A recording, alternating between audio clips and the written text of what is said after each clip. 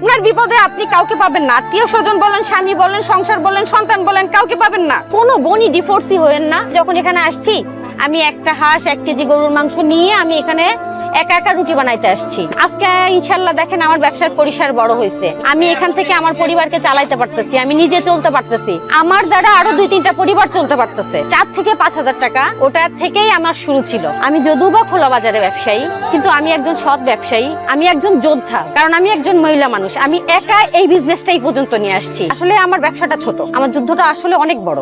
আমি বাধা ছাড়া সহযোগিতা পাই নাই। আমার ধৈর্য শক্তি যত বেশি হবে আমার আল্লাহ তত দিবে। যে ব্যক্তির ধৈর্য নাই সে তো আসলে আল্লাহর কাছে কিছু চাইতে পারে না।